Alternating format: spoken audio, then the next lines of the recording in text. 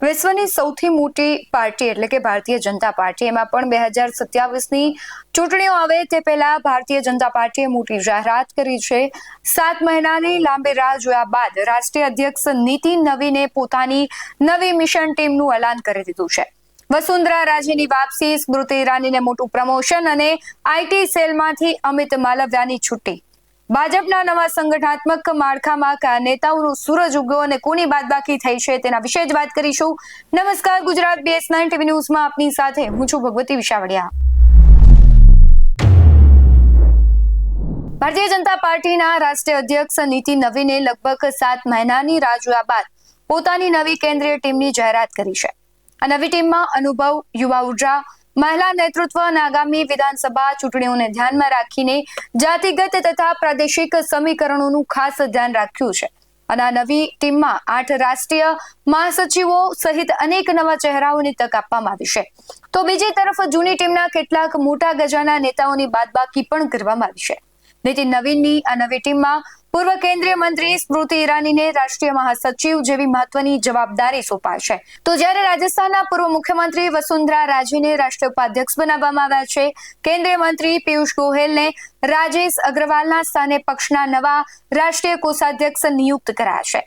સંગઠનાત્મક માળખામાં સંગઠન મહાસચિવ તરીકે BL સંતોષ અને મીડિયા ઇન્ચાર્જ તરીકે અનિલ બલુનીને યથાવત રાખવામાં આવ્યા છે। પરંતુ સૌથી મોટો અને ચોંકાવનારો બદલાવ સોશિયલ મીડિયા વિભાગમાં જોવા મળ્યો છે।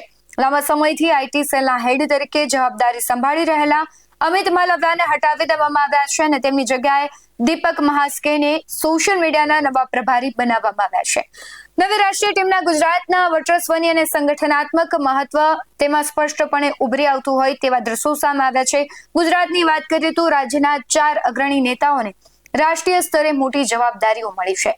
વર્ષાબેન દોશીને રાષ્ટ્રીય ઉપાધ્યક્ષ બનાવી મહિલા નેતૃત્વને મજબૂત કરાયું છે, તો જગદીશ પટેલ અને રોહન ગુપ્તાને રાષ્ટ્રીય સચિવ બનાવવામાં આવ્યા છે। યુવા નેતા હેમાંગ જોશીને ભાજપ યુવા મોરચાના રાષ્ટ્રીય પ્રમુખની મહત્વની કમાન સોંપાય છે। એટલે કે ગુજરાતનો દબદબો કહેવાય છે કે નીતિન નવીનની ટીમમાં દેખાઈ રહ્યો છે।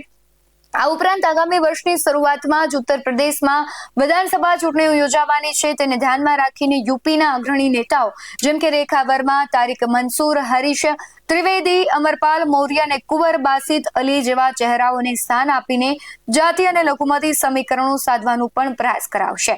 નવી ટીમની રચના સાથે જેપી નડ્ડા જે જૂની ટીમમાંથી અનેક દિગ્ગજો છે તેમની બાદબાકી કરવામાં આવી છે। મહાસચિવ પદેથી અરુણસિંહ, દુષ્યંત ગૌતમ અને રાધા મોહનદાસ અગ્રવાલને મુક્ત કરાયા છે। જ્યારે સચિવ પદની વાત કરવામાં આવે તો પંકજા મુંડે, અરવિંદ મેનન, અલકા ગુર્જર, ઋતુરાજ સિન્હા અને સુરેન્દ્ર નાગર જેવા નેતાઓની નવી ટીમમાં તેને સ્થાન મળ્યું નથી। આ સિવાય સરોજ પાંડે અને DK અરુણા જેવા પૂર્વ ઉપાધ્યક્ષોને પણ કેન્દ્રીય ટીમમાંથી બહાર કરવામાં આવ્યા છે।